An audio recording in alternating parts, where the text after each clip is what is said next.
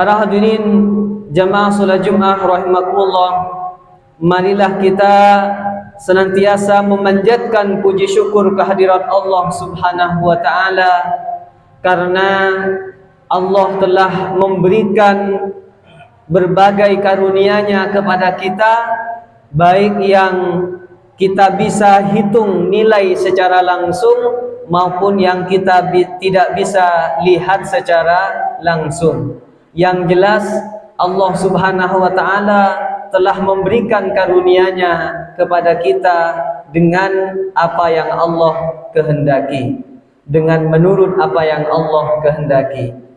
Oleh karena itu bersyukur kita dengan cara mengucapkan banyak-banyak kalimat hamdalah, dan kemudian kita tingkatkan rasa syukur kita kehadirat Allah dengan meningkatkan aktivitas amal soleh, dengan menjadikan seluruh aktivitas hidup kita bernilai amal soleh.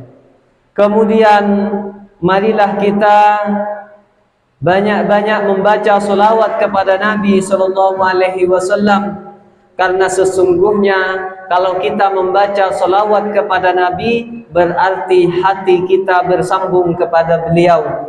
Kalau kita bersambung hati kita kepada beliau, maka kita akan mudah untuk mengikuti Nabi SAW, karena Nabi adalah imam sekaligus contoh terbaik kita, dan nanti akan memberikan syafaatnya kepada orang-orang yang mengikuti langkah-langkahnya. Maka kita banyak berselawat kepada Nabi SAW, dan iringan selawat itu disempurnakan dengan usaha kita untuk mengikuti sunnah-sunnahnya dan meninggalkan apa yang tidak disukainya. Karena sesungguhnya sunnah Nabi pasti akan membawa kepada kebaikan, baik kebaikan di dunia maupun di akhirat. Kemudian marilah kita bersama-sama berusaha untuk meningkatkan takwa kita kepada Allah Subhanahu wa taala dengan berusaha maksimal menjalankan perintah Allah dan berusaha maksimal menjauhi larangan-larangan Allah Subhanahu wa taala. Apa yang Allah perintahkan kepada kita pasti mengandung kebaikan, pasti membawa manfaat untuk kita baik di dunia maupun di akhirat. Dan apapun apa saja yang Allah larang untuk kita berarti akan membawa kebinasaan, akan membawa kesulitan baik di dunia maupun di akhirat. Maka bagaimana supaya takwa ini kuat? Tawasau bil haq wa tawasau bis sabr, yaitu kita saling menasehati di dalam menetapi kebenaran, di dalam istiqomah di dalam kebenaran, di dalam taat kepada Allah Subhanahu wa taala, dan kemudian kita saling support supaya sabar di dalam menjalankan perintah Allah dan meninggalkan larangan-larangan Allah Subhanahu wa taala, terutama dari orang tua kepada keluarga, kepada istri dan anak, saudara kepada saudara. Ada usaha untuk saling mengingatkan supaya kita tetap kepada takwa kepada Allah Subhanahu wa taala. Mengapa demikian? Allah Subhanahu wa taala menjanjikan man dalla ala khairin falahu mislu ajri fa'ilihi. Barang siapa yang menunjukkan orang lain kepada suatu kebaikan, yang membimbing orang lain kepada suatu kebaikan, maka dia mendapatkan pahala orang yang mengerjakannya. Sedangkan orang yang mengerjakannya tidak dikurangi pahalanya walaupun sedikit pun. Oleh karena itu kita berusaha untuk menjadi bagian yang mengajak orang lain untuk iman dan takwa kepada Allah Subhanahu wa taala, terutama di lingkungan keluarga kita. Tentu tugas kita hanyalah mengajak, hanyalah memberikan contoh, hanyalah mengingatkan. Hidayah sepenuhnya hanya milik Allah Subhanahu wa taala. Para hadirin jamaah salat Jumat rahimakumullah, di antara yang diinginkan oleh seluruh makhluk, terutama oleh kaum yang beriman, adalah rahmat Allah Subhanahu wa ta'ala. Rahmat ini dicari oleh Allah, oleh kita. Rahmat dari Allah ini kita cari supaya apa? Kita mendapatkan kebaikan-kebaikan. Disebutkan oleh para ulama, rahmat Allah itu meliputi dua hal yang termaktub di dalam surah Al-Fatihah, Ar-Rahmanir Rahim, yaitu Ar-Rahman dan Ar-Rahim. Ar-Rahman ini adalah rahmat Allah yang Allah berikan kepada seluruh apa yang ada di alam, baik manusia yang beriman maupun yang tidak beriman, baik kepada binatang maupun kepada manusia. Allah berikan rahmatnya. Bagaimana Allah memberikan rahmatnya? Bayangkan ada seekor atau burung yang lahir dari induknya, maka burung tadi secara otomatis akan mencari induknya, akan mencari asupan gizi dari induknya. Bayangkan burung tidak diberikan apa yang ada kepada manusia, tapi Allah memberikan caranya supaya bagaimana induk burung memberikan asupan gizi kepada anak burung, yaitu melalui mulutnya. Padahal burung tidak pernah sekolah dan semacamnya, tapi Allah dengan rahmatnya memudahkan anak burung untuk mendapatkan asupan gizi dari ibunya. Begitu juga kita bayangkan ada kucing yang sangat banyak. Semua anak-anak kucing itu bisa hidup dengan sehat dan nyaman, besarnya sama-sama, padahal dia lahir ke dunia tidak tahu apa-apa. Langsung ketika lahir dia mencari susu induknya. Itu adalah rahmat dari Allah Subhanahu wa ta'ala. Termasuk rahmat yang diberikan kepada manusia, yaitu kemudahan-kemudahan yang sangat banyak. Allah tundukkan lautan, Allah tundukkan hewan-hewan, bahkan Allah tundukkan alam ini untuk menjadi fasilitas bagi manusia. Itu adalah rahmat dari Allah Subhanahu wa ta'ala yang diberikan baik kepada manusia yang beriman maupun yang tidak beriman. Yang kedua, ada rahmat yang sifatnya tidak terputus dan hanya diberikan kepada orang yang beriman, yaitu Ar-Rahim, di mana Allah Subhanahu wa ta'ala akan memberikan rahmatnya di dunia dan akan memberikan rahmatnya di akhirat, yaitu dengan dia mendapatkan perlindungan, di mana Allah Subhanahu wa ta'ala memerintahkan alam semesta ini untuk terjadi kiamat, di mana hari penghisaban datang, tidak ada perlindungan kecuali lindungan Allah Subhanahu wa ta'ala. Di dunia, bagi orang-orang yang beriman, Allah tunjukkan rahmatnya. Misalnya ada orang tua yang soleh, kemudian anaknya diberikan pendidikan yang baik, kemudian senantiasa didoakan supaya anak-anaknya menjadi soleh, maka di dunia saja anak-anak itu akan memberikan kebaikan kepada kedua orang tuanya, menjadi qurrata a'yun, penyejuk mata. Memiliki anak membahagiakan. Itu bagian dari rahmat Allah yang diberikan kepada orang-orang yang bertakwa. Maka ciri-ciri orang yang mengharapkan rahmat Allah Subhanahu wa ta'ala yang tidak terputus dijelaskan oleh Allah Subhanahu wa ta'ala di dalam Al-Quran surah Al-A'raf ayat yang ke-156. Allah Subhanahu wa ta'ala berfirman, "Waktub lana fi hadhihi dunya hasanatan wa fil akhirah."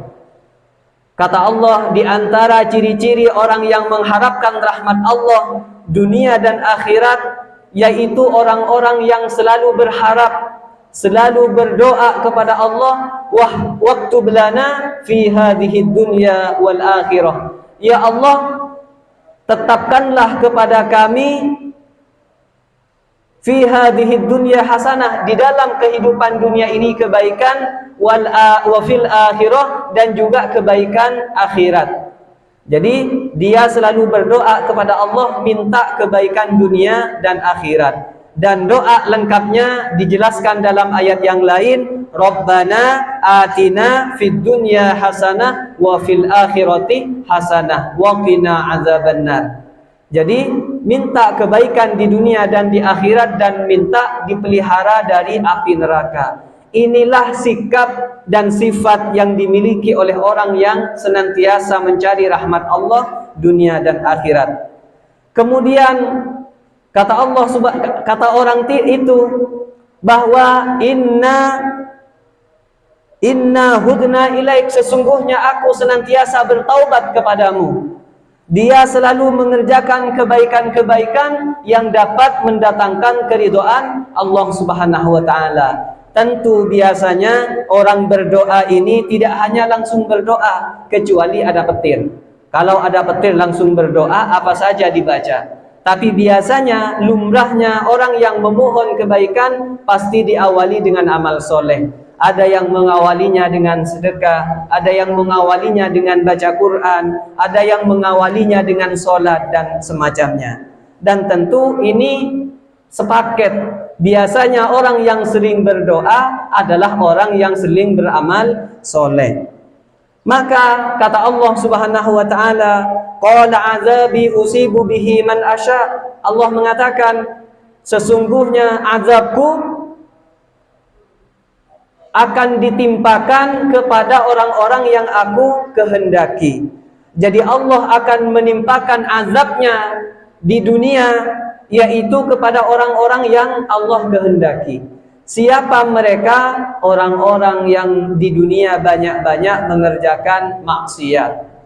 Ada orang yang diazab secara beramai-ramai, yaitu dengan gunung, dengan gempa, dengan banjir dan semacamnya. Ada yang diazab dengan cara sendirian. Tahu-tahu ada musibah yang tidak bisa dielakkan. Jadi Allah hanya mengazab orang yang dikehendaki oleh Allah Subhanahu wa taala. Dan tentu itu adalah orang yang jauh dari Allah. Mereka tidak beriman dan mereka senantiasa mengerjakan maksiat. Sebagaimana orang-orang terdahulu diazab oleh Allah karena perbuatan maksiat mereka. Kaum Nabi Lut diazab oleh Allah karena mereka melakukan homoseksual. Kaum Nabi Nuh diazab oleh Allah karena mereka tidak mau iman dan mengikuti ajakan Nabi Nuh. Kaum Nabi Musa, Fir'aun dan bala tentaranya diazab oleh Allah karena mereka mengaku dirinya sebagai Tuhan. Bahkan tidak hanya ingkar kepada Allah, mereka akan berusaha untuk membunuh Nabi Musa dan orang-orang yang beriman. Maka Allah Subhanahu wa taala azab umatnya Nabi Musa, yaitu Fir'aun, dengan cara ditenggelamkan di Laut Merah. Sebelum Fir'aun diazab, umat Nabi Musa oleh Allah telah diazab sebanyak 70.000 orang, dikutuk menjadi kera. Kenapa? Karena mereka meminta peribadatan dilaksanakan hari Sabtu. Ternyata hari Sabtu ikan-ikan banyak bergelimpangan di pinggir laut. Maka orang-orang lebih memilih ikan daripada menghadiri peribadatan. Maka Allah kutuk umatnya Nabi Musa di hari Sabtu, yaitu menjadi kera. Nah, makanya kemudian muncul di abad pertengahan teori Darwin bahwa asal mula dari kera, dari manusia adalah kera. Yang betul awal mula dari kera adalah manusia. Para hadirin, kemudian kata Allah Subhanahu wa taala, wa rahmati wasi'at kulla syai', sedangkan rahmatku meliputi segala sesuatu. Sedangkan rahmat Allah ini sangat luas sekali. Allah tidak hanya berikan kepada orang yang beriman saja, Allah berikan kepada manusia yang tidak beriman, termasuk binatang, oleh Allah diberikan rahmatnya. Diberikan kemudahan-kemudahan di dunia, diberikan kemudahan-kemudahan hidup. Tetapi ada rahmat yang terputus, ada rahmat yang tidak terputus. Siapa yang akan menerima rahmat Allah yang tidak terputus itu? Yaitu adalah fasa'aktubuha lilladzina yattaquna wa yu'tuna zakata walladzina hum biayatina yu'minun. Maka aku tetapkan rahmatku yang tidak pernah terputus adalah kepada orang-orang yang bertakwa kepada Allah Subhanahu wa taala. Jadi yang pertama, dia adalah orang yang bertakwa. Orang yang senantiasa takut kepada Allah dan beribadah kepada Allah, baik di waktu sendirian maupun dengan cara berjamaah, baik dikala dia dalam keadaan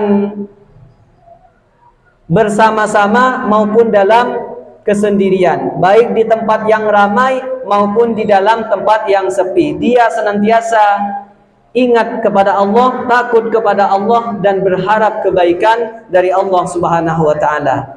Yang kedua adalah wa yu'tuz zakah, orang yang mengerjakan zakat.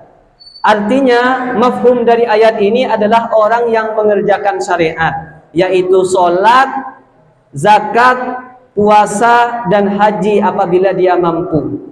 Maka orang ini dia diberikan harta oleh Allah, diberikan kesehatan, diberikan kebaikan oleh Allah, lalu seluruh apa yang diberikan kepadanya menjadi jalan untuk beramal soleh.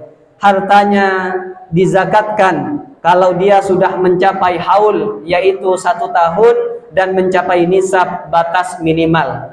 Majelis ulama menetapkan tahun yang lalu zakat yang wajib dikeluarkan dari harta adalah senilai emas 85 gram atau uang dengan senilai 57 juta. Jadi kalau kita memiliki rekening minimal 57 juta, maka dia harus dikeluarkan zakatnya 2,5%.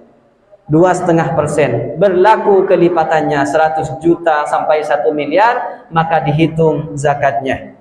Nah, kemudian orang yang beriman kepada ayat-ayat Allah, orang yang beriman kepada Al-Quran, dia akan mendapatkan rahmat Allah yang tidak akan pernah putus, baik di dunia maupun di akhirat. Oleh karena itu, kita berusaha menjadi bagian dari orang-orang yang mengharapkan rahmat Allah di dunia dan di akhirat dengan cara menjadi pribadi-pribadi yang bertakwa, yaitu dengan senantiasa mengerjakan solat 5 waktu, ditambah dengan solat nafilah, yaitu solat duha, solat malam, dan solat-solat yang lain. Dan nanti 3 bulan lagi akan datang bulan Ramadan, kita sempurnakan dengan solat malam. Kemudian apabila kita diberikan harta oleh Allah, bisa dengan 2 cara, kita keluarkan sedekahnya, atau kalau kita sudah dihitung 1 tahun, kita keluarkan zakatnya,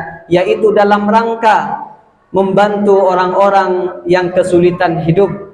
Sesungguhnya mengeluarkan harta itu bukan karena membantu orang lain, tapi karena ketakwaan kita, karena ketaatan kita kepada Allah Subhanahu wa taala. Dan yang paling penting, yang terakhir adalah meluangkan waktu untuk membaca Al-Qur'an. Mengapa? Di dalam Al-Qur'an ada perintah dan larangan, ada petunjuk bagi orang-orang yang ingin bertakwa. Biasanya orang yang suka membaca Al-Qur'an, dia suka untuk memperbaiki diri, dia suka untuk beramal soleh, dan amal solehnya akan lebih maksimal. Mengapa demikian? Karena dia tahu bahwa sesungguhnya ibadah yang dia kerjakan mengikuti Al-Quran. Mudah-mudahan Allah Subhanahu wa taala senantiasa melimpahkan rahmat, taufik, dan hidayahnya kepada kita semua. Amin ya rabbal alamin. Aqulu qouli hadza wastaghfirullah, innallaha ghafurur rahim.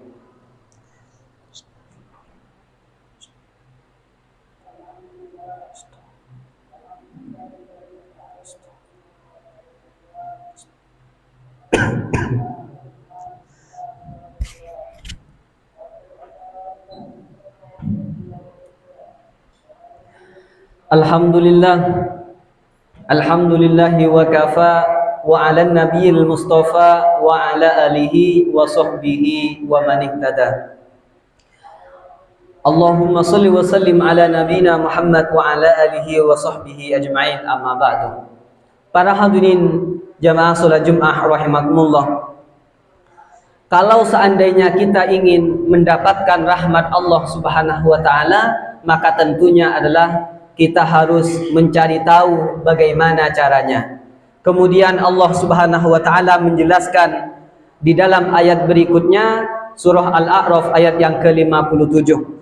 Alladzina yattabi'una ar-rasulan nabiyyal ummiyal ladzi yajidunahu fil injili wat taurah. Kata Allah Subhanahu wa taala, kalau kalian ingin mudah mendapatkan rahmat Allah, caranya adalah mengikuti Nabi sallallahu alaihi wasallam, di mana Nabi ini telah dikabarkan akan kehadirannya di dalam kitab Taurat dan kitab Injil. Satu-satunya cara adalah kalau kita ingin mendapatkan rahmat Allah adalah dengan mengikuti Nabi sallallahu alaihi wasallam. Makanya sampai-sampai anak-anak diajari di sekolah, kalau kalian makan menggunakan tangan kanan, kemudian jangan makan dengan cara berdiri. Wala tashrabanna ahadakum qa'iman. Janganlah makan salah seorang di antara kalian dengan cara berdiri. Ternyata menurut kesehatan, kalau makan dengan cara berdiri, makanan itu akan langsung masuk ke usus dan semacamnya, dan pencernaannya tidak akan mudah dengan baik dicerna dan semacamnya. Bahkan dari anak-anak sudah diajarkan bagaimana kita bersyukur di dalam keadaan, berdoa ketika akan tidur, ketika akan makan, ketika masuk kamar mandi dan semacamnya, diajarkan berdoa. Itu dalam rangka membiasakan orang-orang calon penghuni surga beramal soleh, dimulai dari hal-hal kecil, yaitu berdoa. Pertanyaannya adalah, kita ini yang sudah dewasa, yang sudah usia sepuh, sejauh mana kita telah mengamalkan sunnah Nabi sallallahu alaihi wasallam, mulai dari kita akan tidur sampai kita mengerjakan sholat, sampai kita tidur lagi. Sejauh mana kita telah mengikuti Nabi. Padahal kita selalu berkata bahwa di antara syafaat yang kita butuhkan, yang kita dambakan adalah syafaat Nabi sallallahu alaihi wasallam. Maka cara terbaik kalau kita ingin mendapatkan rahmat Allah adalah dengan mengikuti Nabi sallallahu alaihi wasallam. Karena kita tidak tahu Nabi, maka kita bisa membaca di dalam Al-Quran dan sunnah Nabi.